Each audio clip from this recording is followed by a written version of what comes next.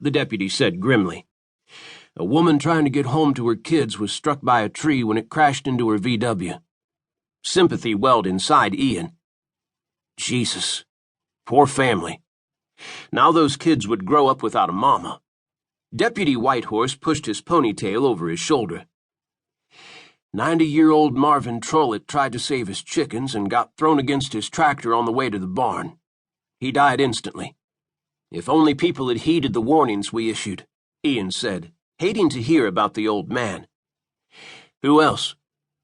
Edna May, elderly woman in the trailer on the end. Neighbor Rudy Pilings said Edna May lost her hearing and was confined to a wheelchair. He tried to convince her to let him take her to a safe place to wait out the storm, but she refused to leave her home. Rescue workers found her dead beneath the kitchen table. She was holding a Bible, a picture of her husband, and a tin of snuff.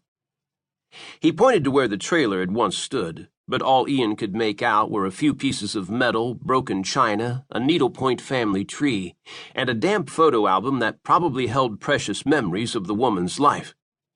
Sorrow for the family struck him, but he didn't have time to dwell on it. There was too much to do.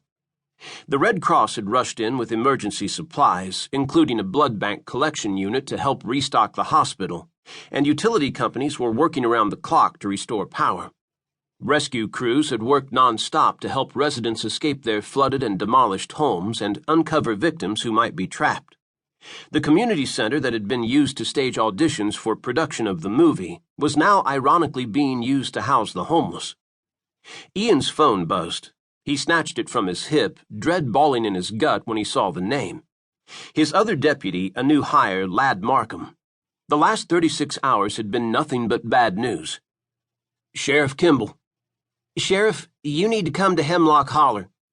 Hemlock Holler was a desolate stretch of land by the river surrounded by hemlock trees. Rumors claimed nothing would grow on the stretch because the land was haunted. A prison had stood on the grounds, but it had been destroyed in another flood 5 years ago.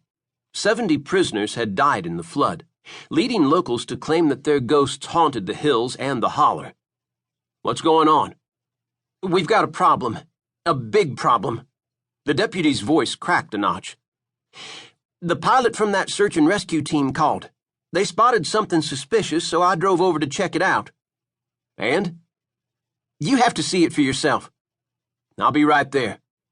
Wiping sweat from his forehead, Ian disconnected, then addressed Deputy Whitehorse. I have to go. Let me know if there are any other casualties. Whitehorse nodded grimly. I'll keep you posted.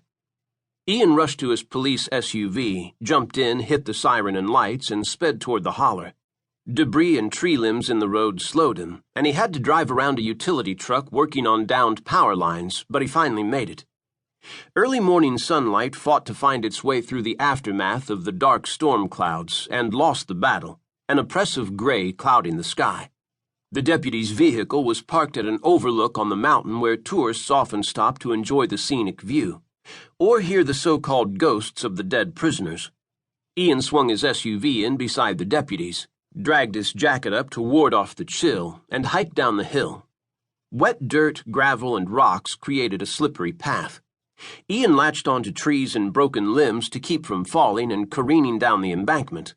His deputy waved him toward where he stood by a patch of mangled trees that created a V shape. A hissing sound filled the air. Ian drew his gun and searched for rattlesnakes, but the tangled weeds and brush were so thick he couldn't see. Deputy Markham tilted his hat to acknowledge Ian, but the man's face looked colorless, almost sickly. Ian rubbed his hands over his bleary eyes.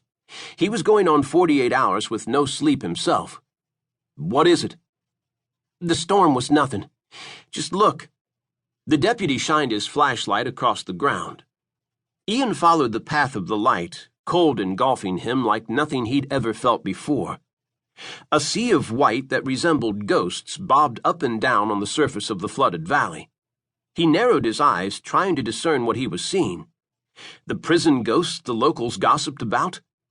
No. The white. Jesus, it was a river of thin, white, gauzy fabric. Well, at least it used to be white. On further scrutiny, he realized the fabric was nightgowns. Gowns mired in mud, dirt, and leaves. What the